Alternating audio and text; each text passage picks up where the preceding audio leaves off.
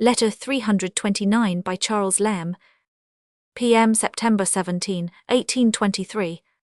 Dear Sir, I have again been reading your stanzas on Bloomfield, which are the most appropriate that can be imagined, sweet with Doric delicacy. I like that. Our more chaste Theocritus, just hinting at the fault of the Grecian.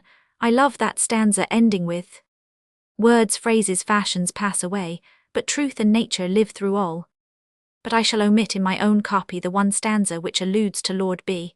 I suppose it spoils the sweetness and oneness of the feeling.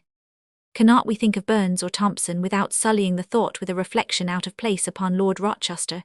These verses might have been inscribed upon a tomb, are in fact an epitaph. Satire does not look pretty upon a tombstone. Besides, there is a quotation in it, always bad in verse, seldom advisable in prose.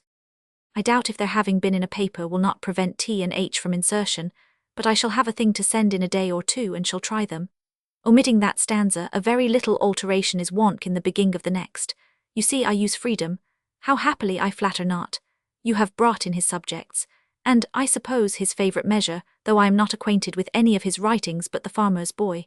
He dined with me once, and his manners took me exceedingly. I rejoice that you forgive my long silence. I continue to estimate my own roof comforts highly. How could I remain all my life a lodger? My garden thrives, I am told, though I have yet reaped nothing but some tiny salad and withered carrots. But a garden's a garden anywhere, and twice a garden in London.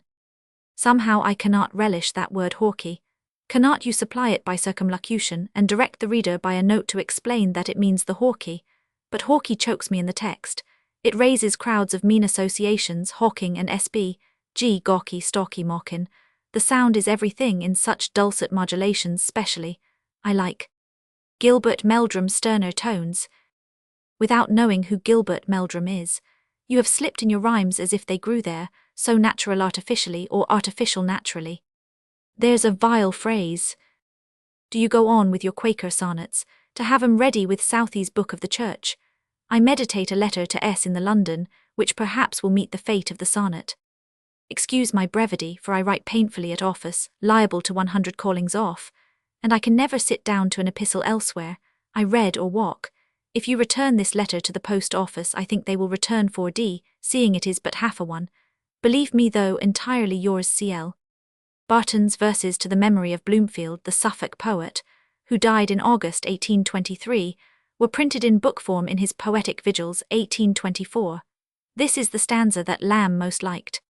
It is not quaint and local terms besprinkled o'er thy rustic lay, though well such dialect confirms its power unlettered minds to sway. It is not these that most display thy sweetest charms, thy gentlest thrall. Words, phrases, fashions pass away, but truth and nature live through all. The stanza referring to Byron was not reprinted, nor was the word hawky, which means harvest home in Suffolk.